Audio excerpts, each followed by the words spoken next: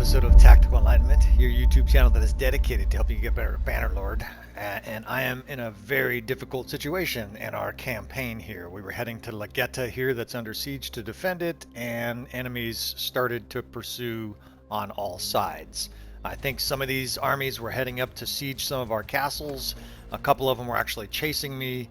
And even though we have a very strong army here, this is going to be a bit of a challenge. So we're going to do all the upgrades we can. I'm going to recruit most of these prisoners except the recruits and try to figure out this situation here. I think if I attack these northern forces first, I won't have to fight all of the units together. Let's see, this is 2,800. This should be doable, but there's a very good chance that we're going to have to fight multiple battles in a row here. This force of 700, we might be able to blow them out of the way, but I think the other forces behind us may catch up. So I have the RTS camera loaded just in case I get dropped, and we'll use normal player damage here. Get some of these captains assigned to proper groups here. Just a very quick rundown, of course. My first is infantry, second and third are cav. Kind of looking at the map here. Fourth and fifth are archers. Sixth is skirmishers. I keep some of my better high-level companions that have javelin skills in the sixth, and eighth is our elite knights. Put this kind of skirmishers here, and I have a little bit of a ridge to play with here, a little bit of elevation, and critically I've got water. The enemy is across this little river from us, so I'm looking at my line of sight here. I like to get basically a first-person perspective of where my archers are going to be shooting from. Over here, see, they can't see the enemy. So I know I have to get around this ridge to shoot at them. I don't have a lot of strategy actually thought out for this battle. We're outnumbered significantly, but we have probably considerably higher level troops, or at least a better composition built army here with our elite companions. So we're probably going to try to pound the units at range to start, and then kind of see how the battle develops. A lot of times in battles like this, I have my tactical tool bag, my tricks ready to go, depending on the situation, but I don't have like an overall game plan. In other battles, of course, I have a very clear battle plan. This one is the former, not the latter. I'm definitely planning on doing a little improv in this battle. And of course, critical is to minimize casualties here, because we're probably going to have more than one fight. Alright, so I want to get these archers set on the other side of this ridge so they have line of sight, right? We assessed that early on and determined I couldn't set the archers on the other side of this ridge, otherwise they wouldn't be able to shoot the enemy.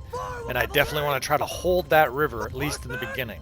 What that'll do, of course, is it'll give us tactical initiative if their troops start to charge us. If their infantry start to come our way, we'll be able to basically counterattack them and have the advantage of speed. They've got two different cav wings here. That's going to be a problem. We'll probably be using cav and shield walls here, as you often see me do. We are shooting downhill. We have a ranged advantage on their archers, and probably a little bit of a quality advantage with archers, but they have more archers. So we don't have a lot of advantages here to work with. The third cav I like to use defensively for sure. The second cav I tend to charge more with. I tend to use them as sort of one of the cav divisions is a shield, the other one is a sword. You can think of my second cav as more of a shield, or excuse me, more of the sword, and my third cav is typically more of the defensive cav. Trying to get my archers in very nice spread out position. You know, the formations of your units is important, having them spread just right. You want as many of... Oh shit, I almost got fucking... Well, I did get speared. Oh, fucker. Obviously, I need to watch my own health in a battle like this. It's going to be a long battle, and there's probably more than one battle in a row, right? I'm going to have to fight this battle and then likely have... I might even have 2 more battles in a row. So our cav wall is doing a beautiful job as normal. All of the cav here, a lot of Valandian cav, is tied up on this shield wall and unable to charge into our archers. I like to have 2 or 3 guys deep. And what that does is provide enough horse and manpower to make it very difficult for the enemy to get through there. My archers are largely free still, and they're firing mostly at enemy cav. Right? In this situation, what we're actually trying to do is concentrate our attack on the enemy cavalry here. I've got banner knights and high-level cav here.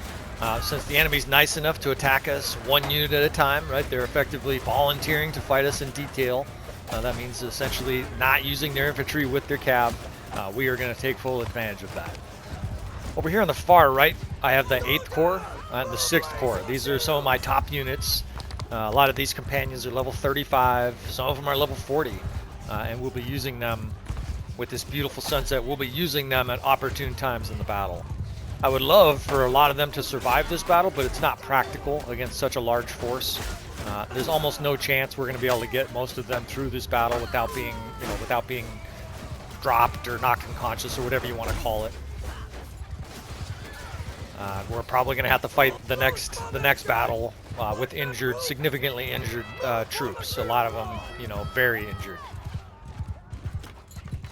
So it's a bit of a jousting match right now between our cav and their cav and our archers. So we're going to try to swing some archers here into better position to shoot at them. We've still got the river, so I'm moving the 3rd cav up onto the river.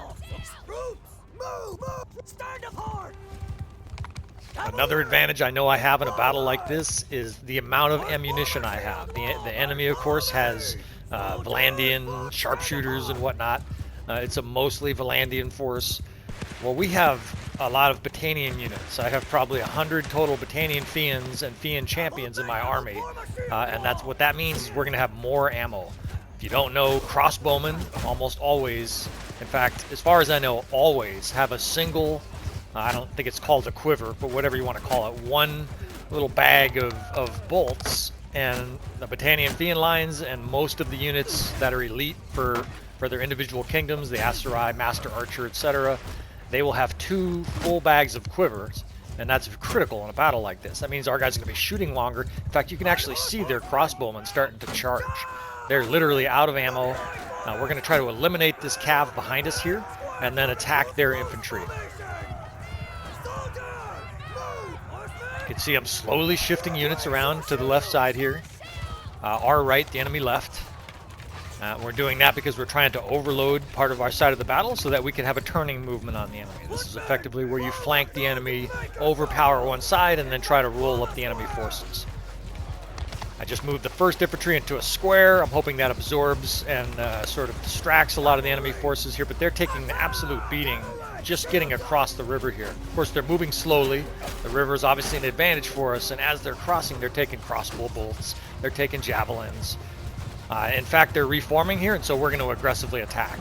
When you have the enemy reforming, especially in a river like this, you want to come in very quickly because it's going to take them longer to get back to their reinforcements. You want to be a little bit reckless. I've got to be a little bit careful, of course, because of my health. But we want to do major damage here as they reform. And in this instance, their infantry didn't even reach our lines. We were able to put on such a beating at a distance there with between our javelin units. And our archers that they actually decided to regroup mid-charge. Right, that's a very disastrous result for them, and obviously a big tactical win for us. We are suffering a lot more losses than I typically would expect in a battle like this. I'm not actually sure where the losses are occurring. Sometimes you get sort of mysterious things that happen. Sometimes the enemy has a surprising cav charge behind you that catches you off guard. I do have cav that's over there kind of rampaging. I'm going to pull those guys back. It's possible that the enemy's concentrating attacks on our cav, and so we want to get those guys out of there and back with our main forces here. Right? Try to concentrate our forces, eliminate the enemy in detail, and then, well, kill the rest of them. That's the plan. Again, you can hear the guys shooting, right? You want to listen to your audible clues in a battle like this. I can hear archers. I can see Battanian Fiend champs. We probably have 40 or 50 on the battlefield. Those guys have like 60 arrows. They have the most arrows of any archer unit. And I have some elite companions that also have more than 60 arrows because they have the quivers with like extra arrows, right? It's called like a large bag of stacked something or other. And we get this beautiful sunset here. The enemy is paralyzed on the other side of the river. We're in a joust, right? A long-range artillery war. And even though a lot of our units are out of ammo, right? Our crossbow unit, which is our 4th division, is probably out of ammo. We still have a lot of guys that are shooting, and I still see the kills mounting. So we're not gonna change our strategy here. The enemy is totally paralyzed over there. In fact, they're almost like in a defensive state.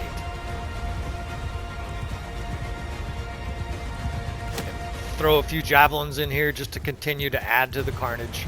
I got to be careful when I do this, but I like to fly in sometimes. murder 4, 5, 6 guys, create a little terror, and then get out of there. You don't want to do that unless you have high riding skills. Of course, I have 300 riding skill. Actually, I think it's 330, and the fastest horse, right? So I can get in, get out, ride this Arabian stallion back to our side, and successfully avoid being spitted myself. Now, I'm looking at the rest of the battlefield, and I see something here. This is a bit of a decline slope strategy, a bit of a ridge here that we can use. I'm coming up with a plan here, and it involves both the river and this decline slope here.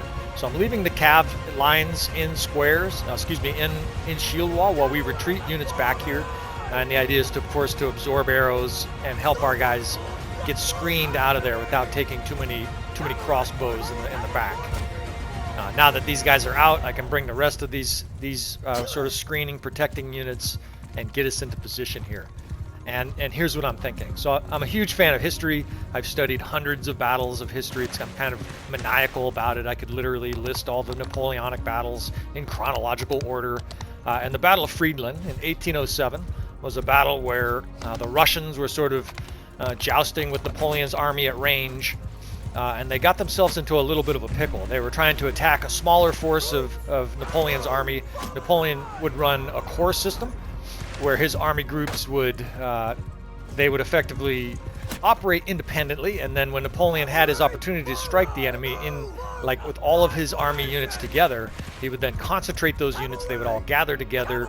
I'm pulling these cav back. I accidentally dragged them in there, by the way. But Napoleon would concentrate his units, pull them all together, and then, of course, destroy the enemy. That allowed his army to move quicker, and, of course, in many cases, quick movement during a battle is the key to victory. Well, in that battle, the Battle of Friedland, the Russians made a big mistake. Napoleon pounced on it, and the mistake they made is that they had the river behind them. They crossed this river. They were attacking, I think it was Marshal Ney and one of the Napoleonic Corps. They were trying to take advantage of the fact that this corps was isolated. Well, Ney had a brilliant rearguard action, defended himself, sent a messenger to Napoleon and said, we've got an opportunity here, bring everyone, right? Basically, bring the war dogs. The Russians are crossing this river. They will be in a precarious situation, and then we can attack. This same battlefield here feels a little bit like that, right? What I want is this enemy to come attack us. They attacked us in this battle, right? And before this battle started, their forces were chasing after us. And the effect of that is they have to come to us. We have that advantage. Now, this is one of the ways you can marshal that advantage. The enemy is over there crossing the river now, right?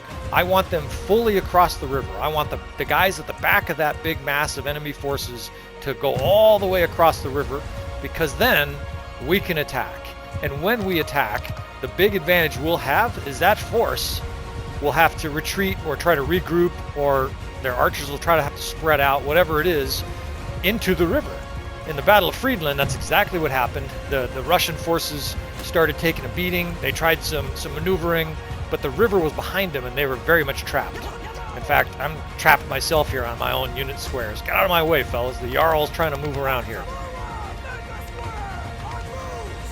So I'm compacting my units even more here because the enemy, it seems like they're getting some shots off, like shooting their crossbow. It's like 2 guys, and sometimes if that's the case, they won't approach.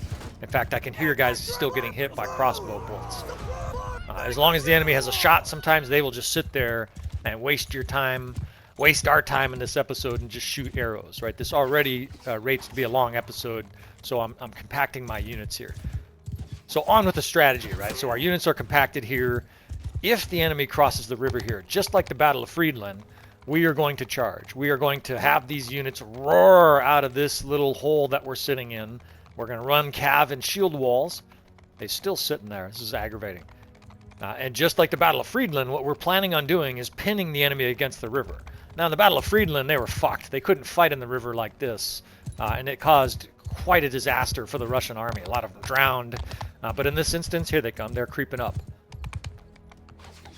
In this instance, what the advantage we're going to have is we're going to be able to sweep in. Motherfucker, how'd they get a shot on me there? We're going to be able to sweep in on these guys, and they're not going to be able to do much about it, right? They're not going to have much tactical maneuverability. So in we go here. We're going to try to pin their archers against the river, come in aggressively. I'm bringing up guys at shield wall, and the rest of the units I have either following me or on attack. That was kind of a blur of commands. I've gotten better at narrating while I give the commands, but obviously I can't talk that fast, otherwise you wouldn't be able to hear me, right? So we're doing the best we can here. We're bringing our units up. We're bringing Cav into charge right away because I'm trying to make the enemy retreat. If they don't retreat, this strategy doesn't work very well. We're going to have a big brawl here and it's going to be bloody. But they are regrouping, or at least the archers are trying to spread out. You see them trying to shoot here?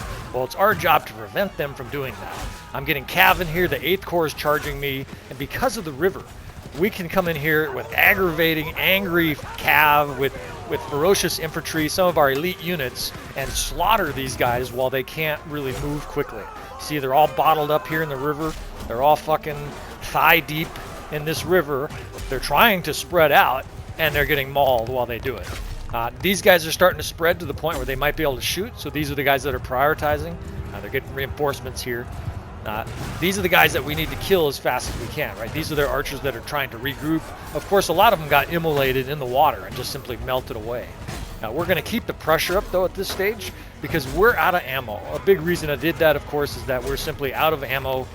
This is our first tranche of troops, so we don't have reinforcements yet. I don't have any ammunition. I can't just all of a sudden start shooting all over at the enemy. We should get reinforcements soon, but at this stage, it's a brute fest. We want our guys concentrated right where they are and attack them directly. The enemy's kind of sort of scatterbrained here. In fact, their archers are towards the front, and we're just going to attack aggressively until it's obvious we need to change some kind of tactic. Incidentally, of course, okay, I've got archers here and reinforcements. The 5th, it looks like the 5th and the 6th. I can't quite tell. It looks like they're right here with us. Oh, shit.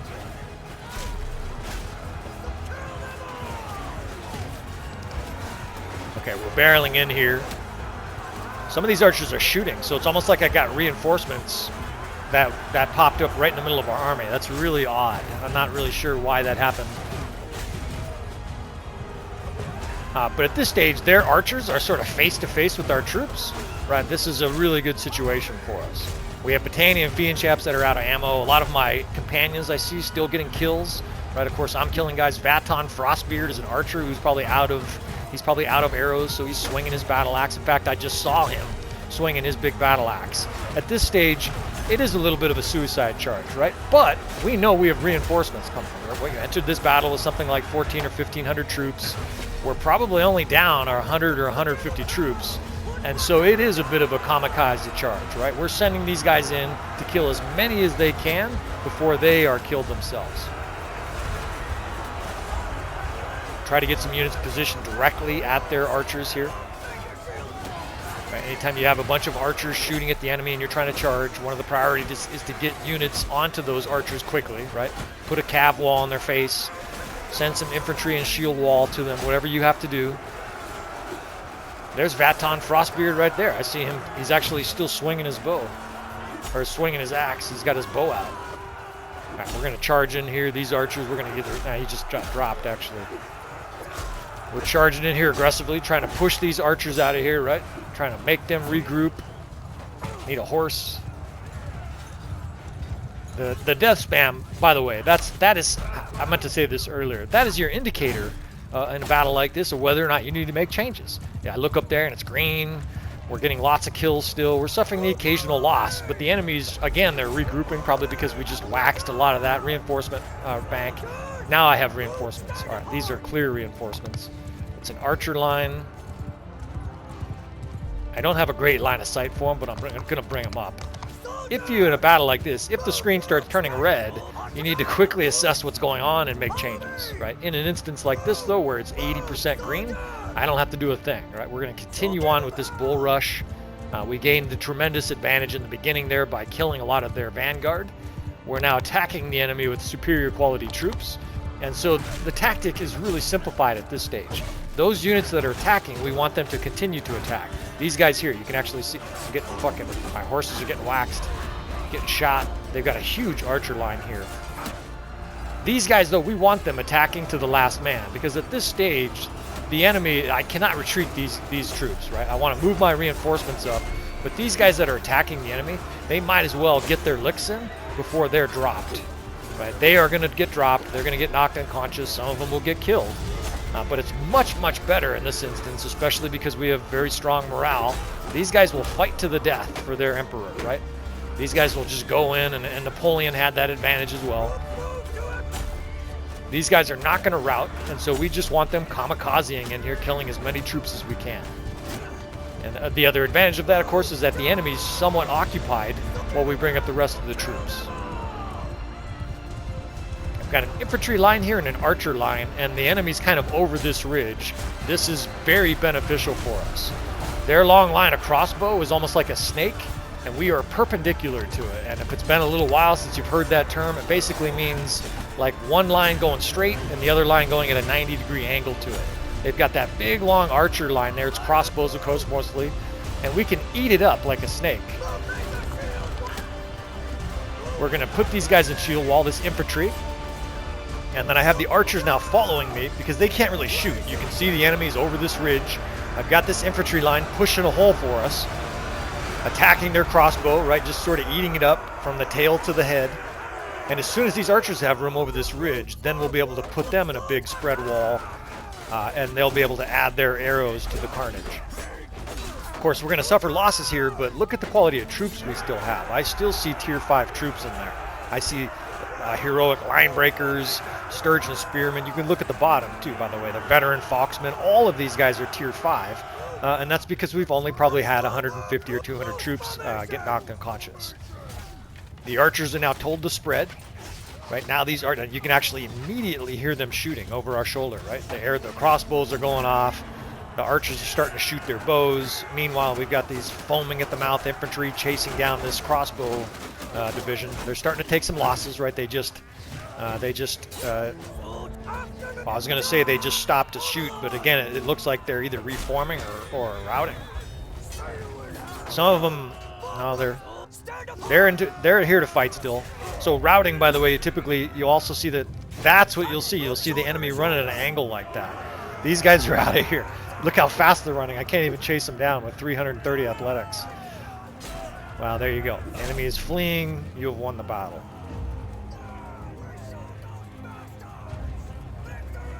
Mow down a few more of these guys here. Of course, this is totally unnecessary. All of these guys that are routing are officially dead. I don't know. Maybe I'm a sadist, but I like to kill a few guys that are routing. Maybe it's an example to my troops of what happens if they rout.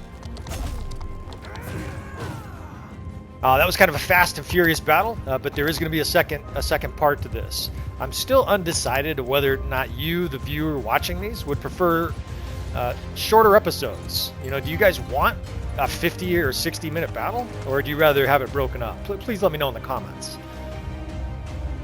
You can see a very successful victory here. We killed almost 2,000, killed or injured almost 2,000, and we suffered some 350, 360 losses. Most of my companions, of course, were dropped in that battle, but none of them were killed. And a lot of them will heal. It's one of the perks that I probably should talk about more often, but you basically gain 30% of your health after every battle. I think it's at like 45 medicine skill or something like that. It's very easy to obtain. And in my campaign, what I did to make sure that all of my companions have that skill is I just very briefly made them the leader of an army.